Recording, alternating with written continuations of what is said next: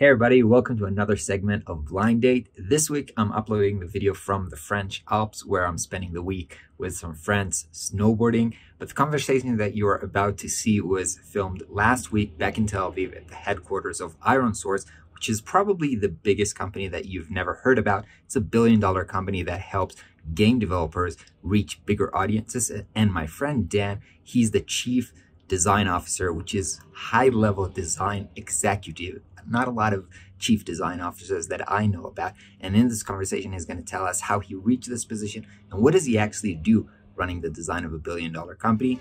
Enjoy.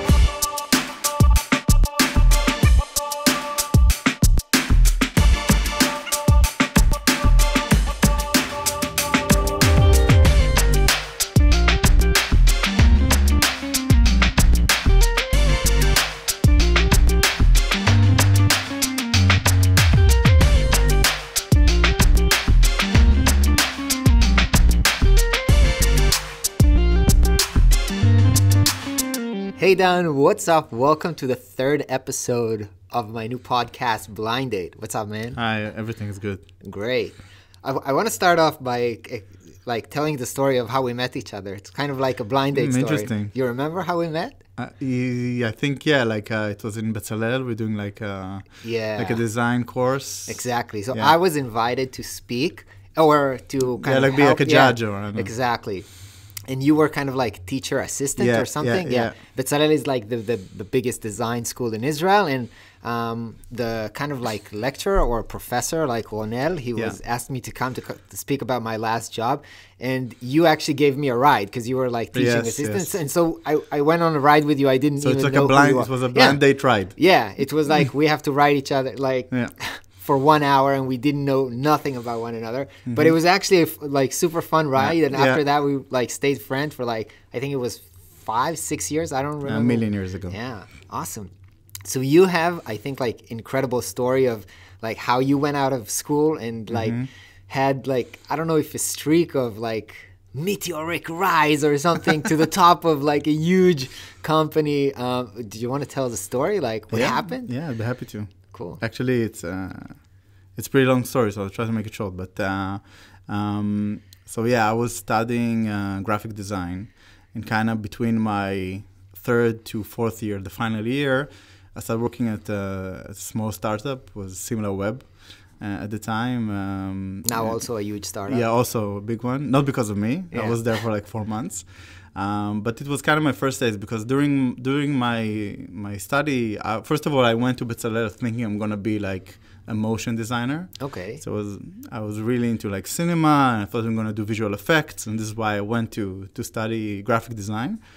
During that, I switched to typography, so it was my major was in typography, but all of this time, and in general, I'm really into tech and but I was sure I wasn't going to work in the tech industry. And I think this is if you look back 9 years ago, when we finished, I think most designers thought like that. Right. So, I'm going to be either branding or typography. Yeah, 100% branding, maybe do some visual identity for a museum. These were the things that... or I will create fonts. Or fonts, yeah. Fonts. So I will be a book designer. Yeah, so I sucked at fonts. I'm too ADHD to sit and work on a font. So I was sure, but this was kind of my first taste of the tech industry, and also in Israel it was kind of again growing and becoming a big thing. And from there I switched to another startup called After Download, and it was the fifth employee, and we worked, and it was really amazing, weird time. Again, I didn't understand where am I, what is it, and where is it going. But we grew together, and it was acquired by ironSource. What did you do there? I did all the design. Okay. So it was me and another schoolmate, which is also with me up until this day. We did all the design and kind of started growing a design team. Okay. And it was a small startup, and it was really weird for a company like that to even have designers in-house. Okay, what was the product like? It was software recommendation. So you would download WinZip or Dropbox, and you get an offer to download a similar app. Okay. It was before apps. It was actual desktop files. So it was acquired by ironSource, I think almost 6.5 years ago, something like that, and we've been growing ever since. And So when ironSource acquired that, did they already have designers? Were they a big company at the time? No, so I think they were like 80 and we were like 35, so it was still reasonable sized companies. And today we're like 800, so we grew over these years. And they had only like one designer, and has no like design team, and there was no like really design as part of the company. And since then we kind of grew it together to become like we have the design group today in ironSource is like 28 designers in total, in various departments doing all types of design, product, marketing, branding, whatever. Cool. So the company grew like 10 times during that period, and obviously the design team grew a lot, but it's funny that you said like they didn't have designers or they only had one designer. Now when I'm walking in the halls and everything, this is like an incredible office. For people on YouTube, maybe you'll give us a tour later on, but for people in the podcast, this is like the most awesome office I've ever seen. Like I've been in like Facebook, Google, but this one has a lot of kind of like design culture in it. You do your own posters and like really, really cool office.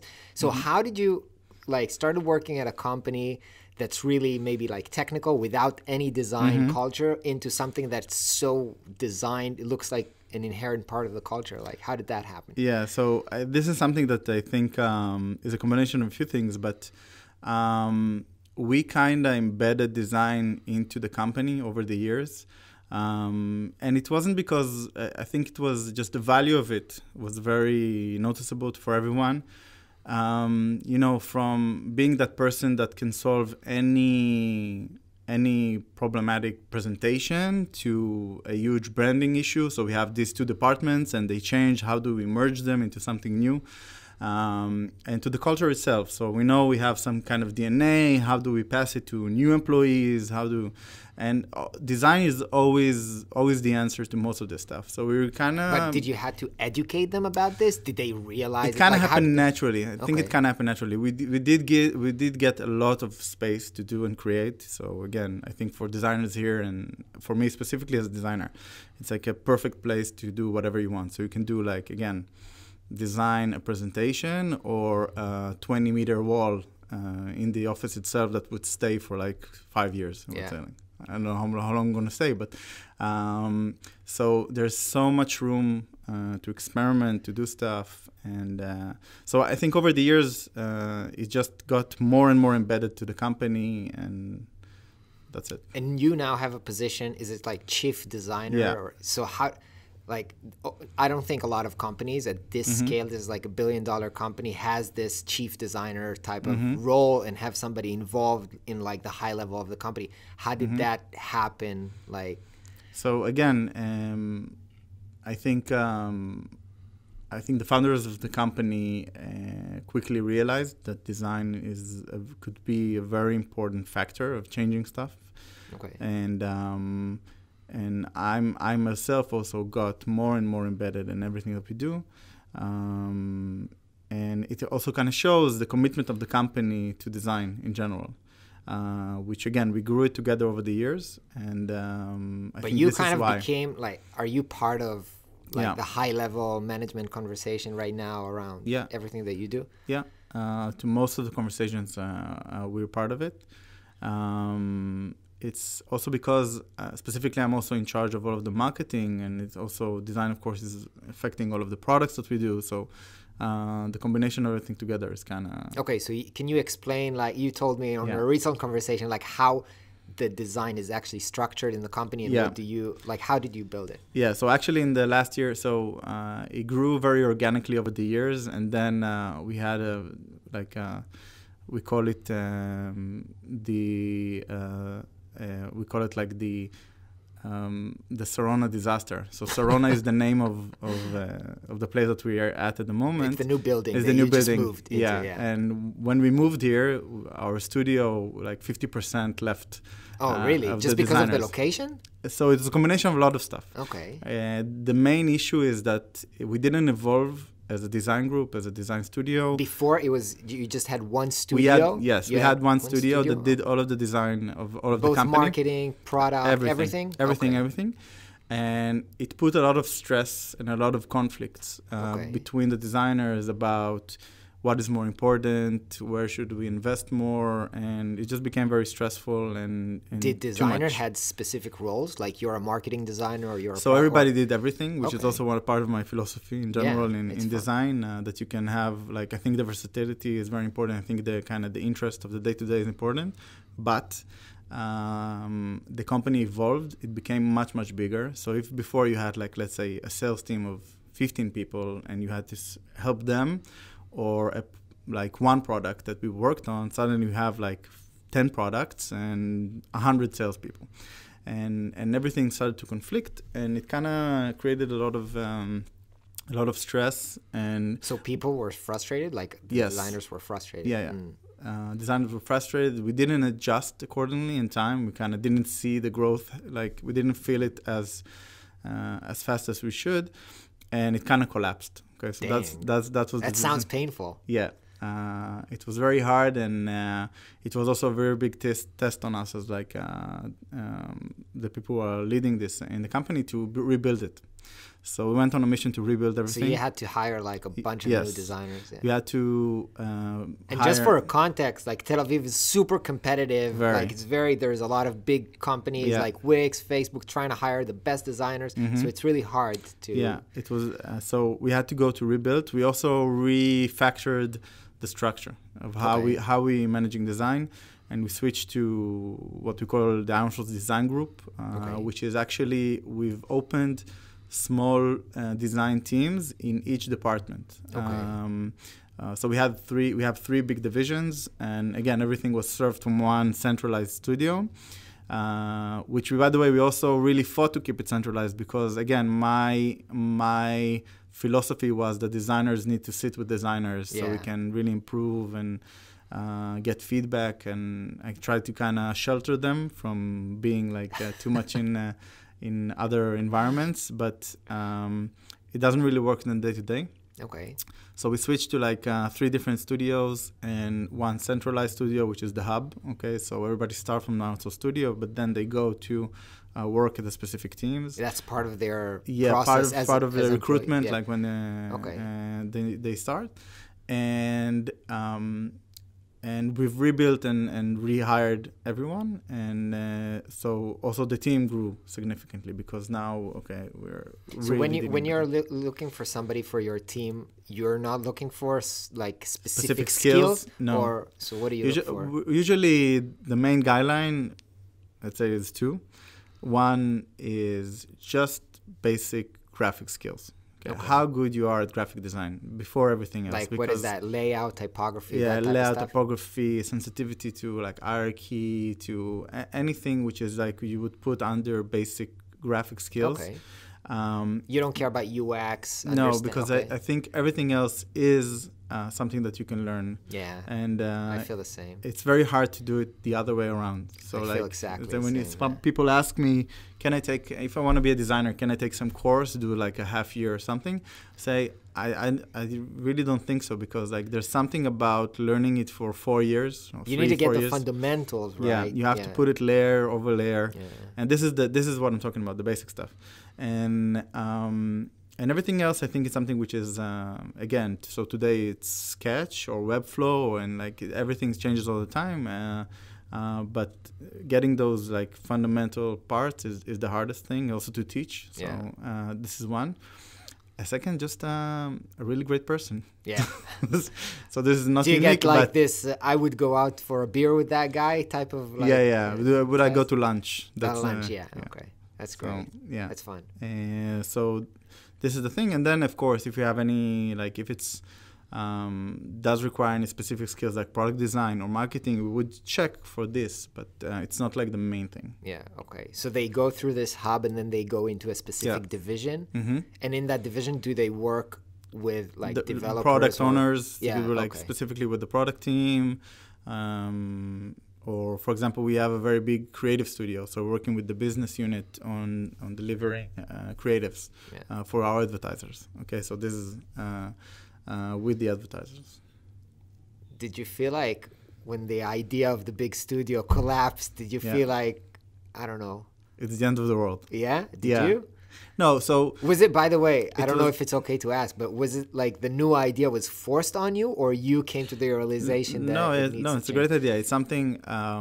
So first of all, it was a very dark period. Yeah, I can imagine. Like, no, so it actually because we had like 50% of the studio living at the same time, at the same month. It creates just like so such just, a bad. Yeah, so just a bad, just a feeling of like we'd start every morning, kind of, you know, what did we do wrong, and like we talk about it a lot. Me and Ahva, which is the head of design. So. But I was also very optimistic because I understood that this is also a point to change stuff, an opportunity to kind of rebuild the things. And the idea to go to a design group wasn't forced on us. It was actually something that we realized that needs to happen. Yeah. We had one of the designers already working in one of the divisions for like a year and a half, which was forced on us because like the product team were very like relentless on we need that designer with us. Okay. And then we saw that the model can work. But then we just changed it to be the model in general. Cool. And so far, so good. But I don't know, maybe tomorrow everyone's going to leave. So. I'll ask them on my way out. Yeah. So can you share a little bit about your day-to-day? Like how does your day actually look like? Is it all like meetings? Do you actually still do design work? Yeah. Not so much. Like I think like 10% design out of my time. Like 5 to 10 if I'm more realistic, depends on like the situation. I would usually do a bit more like if I need to crack a concept or something to kind of give a guideline, then I would actually sit and do hands-on design, or when it burns in me, when I really have to design something and I have the feeling that I know how it needs to look like and I want to do it, either to help the team or just to do it because I'm. Are they annoyed when you come up with your own solutions? I don't know. You need to ask them. I will ask them. Okay. But no, I think this is also a very good thing that we have very good positive collaboration between everyone. So it's like there's no my files. You know, everything is open for everyone, and we're switching around files all the time. Is it like Sketch, Figma? What do you work on? Sketch, mainly. Sketch. Okay. Yeah, if it's product design, we do Illustrator for marketing, stuff like that. Yeah. Okay, so you do 5 to 10% is design. What's the rest? So the rest would be a lot of like weekly with the teams and like kind of understanding with the team leaders or where we want to go.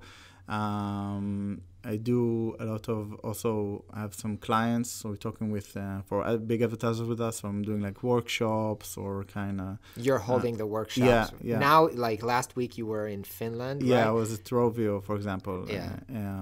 Yeah. So for that's an example where I go and kind of present our capabilities, the studio, what we can do to help, stuff like that. Okay. So clients is also a part, and. The rest, I don't know, having fun. It doesn't fall into a specific bucket. Is it like intense to work? Like you're also a father, like me with 2 small kids. Like, do you have to work late nights and weekends? Is it like? No, I think I'm very privileged to have like a relatively balanced like work-life situation. Also, this is something that we're always trying to for the other designers as well. Yeah. So it's kind of different for everyone. It also depends on like how much time do you have and expertise in doing so. Like I have a really great sentence that actually Ronel, who introduced us, told me once that it takes 30 years to design a logo in 5 minutes. Yeah, of course. There's there's this like Picasso thing. You don't know this story? No, which one? It's like he was standing on the street and he did a portrait for a woman like in 3 seconds, and he was like, here you go, it's like $1,000. She was like, why? It took you a second. And he said, yeah, but it took me like 30 years to do it in 1 second. Yeah. So that's the graphic design version of it, is the logo. Exactly. So I think over time you get more and more like just sharper in what you do and faster. So it's not really, you can balance it if you know how to kind of manage your time, which is also a big part of it, by the way. Cool. So like I have to say that like for me, I love my life as a freelancer and everything, but I come here and I see your kind of like lifestyle, this amazing office, and like you have amazing team that helps you execute to do like larger thing, and it looks really tempting. I was like, wow, man, that looks like a great life. And I was like, so what do you like struggle with today? What's like still really hard? You know? I think actually my main struggles are around like when you reach to you have a very big team size, then a lot of your work is actually about the people themselves and kind of understanding. Management. Yeah. So I think my main struggles are actually coming from that area. It's kind of like finding people or making finding sure that people, they're motivated. Yeah, everyone that we have on the team. How do we take them forward? What is the next step? Do you have like a framework, like one-on-ones or something like that you do with the team? Yeah, so one-on-ones, and we have a lot of I'm actually, it's kind of funny because we all of us, we kind of, I'm here almost like 9 years, so 8.5 years, and it's actually my first like serious big job, right? So we didn't have a lot of people to actually teach us what to do. In terms of how to be a good manager. Yeah, it's something that evolved organically. The founders as well? Yeah, everyone. So I'm including the founders. So everyone, we all kind of grew together and tried to figure it out. Again, made a lot of mistakes on the way. But I wasn't really any part of any like serious culture of like, organizational culture of like, how do you do stuff properly? But do you have like, I don't know, send you to like courses or mentorship coaches, whatever? Yeah, we do a lot of that in-house. Like we bring a lot of external ones. But again, what I was trying to say about that is that it's kind of also, and that's kind of specifically my style, which has an advantage and disadvantages as like a design manager, is that I'm not very structured in like the way I do the stuff. Which works really well for some people, works less for others. Okay. But I am trying to improve on that and kind of learn. And again, this is where it becomes really hard when you have like 50, 60 people that you need to take care of every day. But do you have like other managers? You don't physically manage all of the team, right? No, of course. We have like team leaders and it's structured. But did you hire each and every one of them, or most of them? Some of them moved from other teams, or we do a lot of like internal movement. Okay, which is great because you get someone which like was in one role and totally different. Where you get people who were not designers move into the design team. Because specifically I have also I have marketing and creative teams which are different. So what are can you share some of the things that you're working on right now, which are not super confidential? Wow. It's too much. I can't actually. It's like there's a lot of different projects and like different. No, teams. I think maybe a lot of people are not really familiar with ironSource products because it's not really like a consumer type of company. So I can explain a bit about what we do if I succeed. But so currently ironSource is like it's focused on being a growth engine for games. Everything we do is build like tools and platforms to help game developers become a successful business. That's kind of the main mission of the company. Yeah. And from that, there's a lot of different products and things that we do. So we have, for example, a mediation platform that you plug into your game and allows you to control of your advertising to make sure that you're making most of the money from ads that you're showing for your gamers, or when to show an ad or do an in-app purchase. So we were deep into gaming. That's first of all, I think you explained it really clearly. Yes. I thought you were going to start using a lot of words like maybe because I'm confused because ironSource grew into that or morphed into that, right? It started off as something else. Yes. So it was always around. It was always around advertising. No, but not always around gaming. No, because you didn't. So you didn't mention the word advertising when you were explaining the story. You were like helping game designers or game developers grow their succeed. Game. Yeah. That's interesting. Yeah, and we do it mainly through advertising. That's the main channel. So when any game like Rovio, for example, they want to launch a new game, then they would advertise with us. Or if you have a game and you want to monetize, they would use us. But it evolves also to other products over time. But that's the vision. That's where we want to be, which is a really fascinating industry.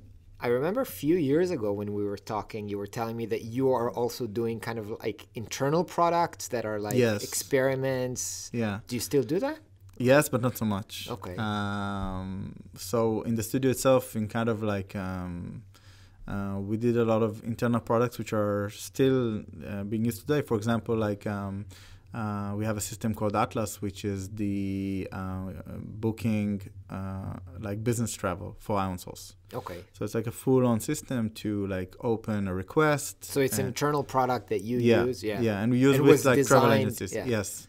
Nice. So we did like it was in ironSource Studio versus external products like this, and we chose to do it internally. Why, by the way? Just because we thought we could do it better. Okay.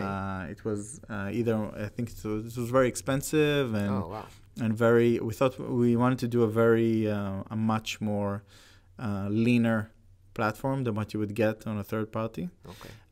Which is also very, very tailored to what we need. So that was the idea. And also on the side benefit was, and this is where I was pushing, is also to kind of help us become better product designers and develop the product itself. And that was kind of the side benefit. And it's still used today. So it's like our main, anyone that needs a business travel, we go into Atlas and fill in the details, get the ticket, approve the ticket. Like the whole flow is there. Which is really nice. So this is one of the internal products. Cool. That's really cool. So in terms of like as a company that changed its way while you were here,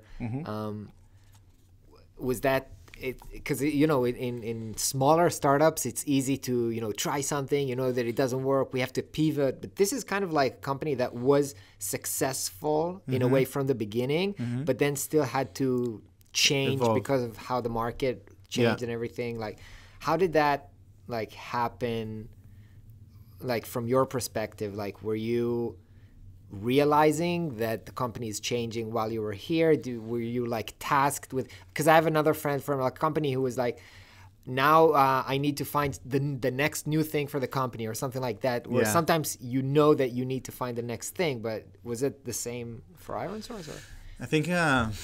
That's the thing. Like in ironSource, there's a lot of things happening in parallel, and it's like a natural selection type thing. So you do a lot of experiments. There's a lot of initiatives.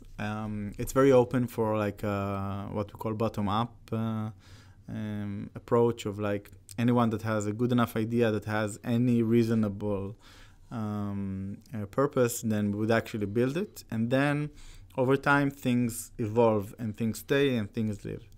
I have a really cool theory about that with naming, with product naming. So there's not. I think like over the time, I think we named like 50 products that are, let's say like 45 of them are not here anymore, and we saw that every time you give a name to a product, it either sticks or not. So you can't force like something like even divisions here. So we would do a rebrand and we'd rename that division to something that looks really cool for us.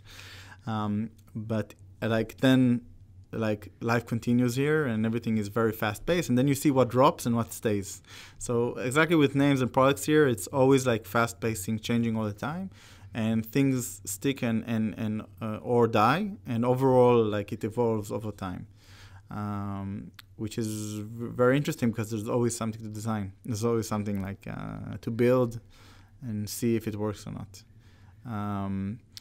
My personal perspective on this is, first of all, it's very interesting. And second is that if you take like the 8.5 years that I'm here, I think like it's like a lifetime. I feel like it's like 50 years. Yeah, I never stick to a job more than 1 year. So for me, it's like, oh my God, how do you do that? How did you keep like finding interest and growing and like... So I think I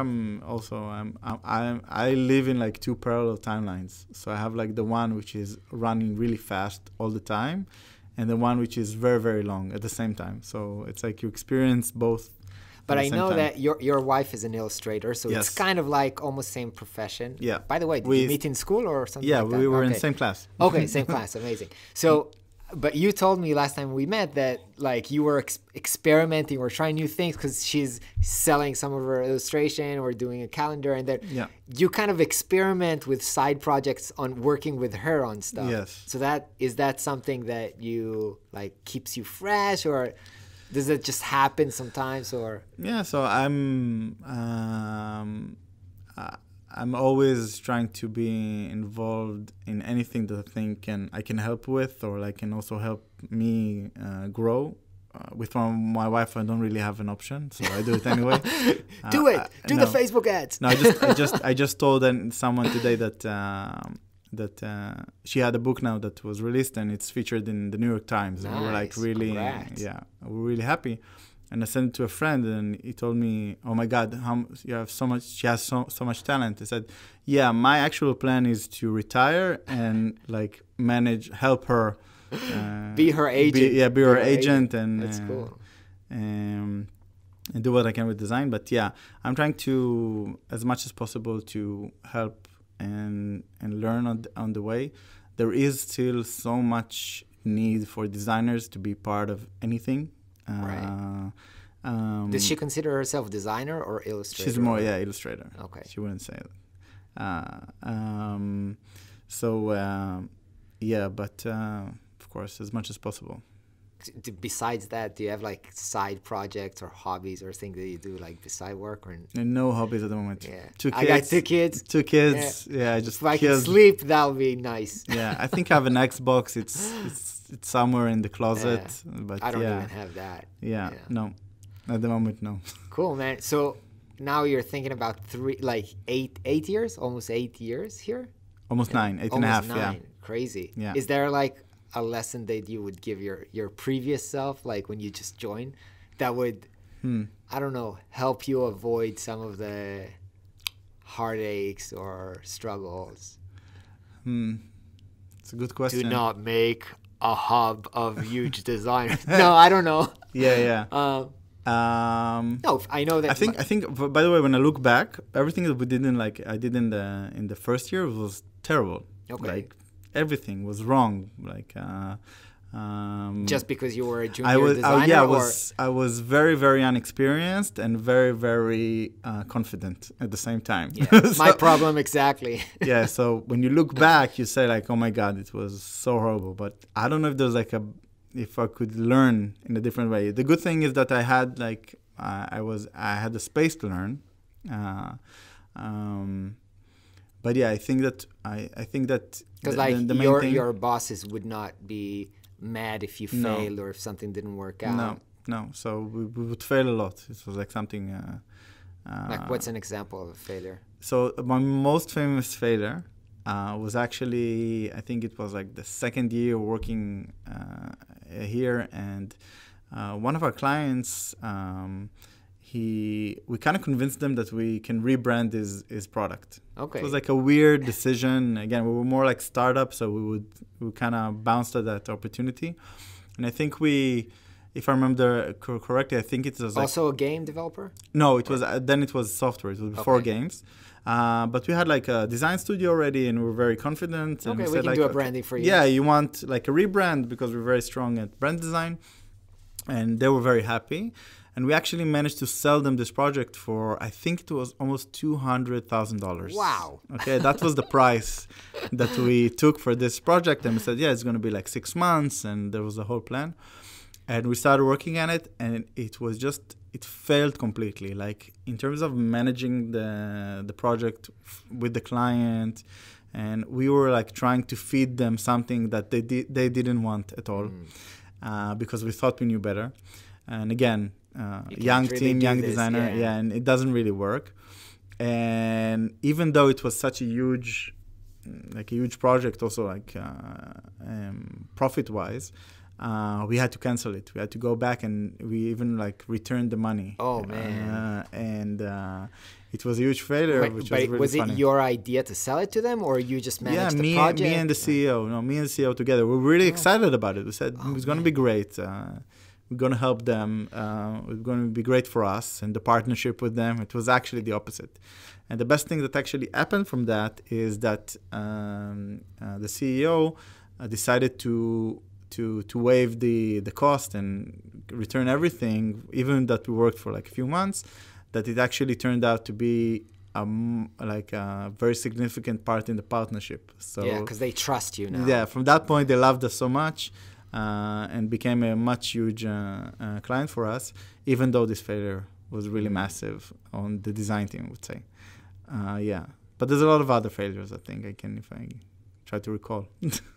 Was there like a learning from this? Okay, we're not going to sell branding anymore. Yeah, I think the main learning from this was that,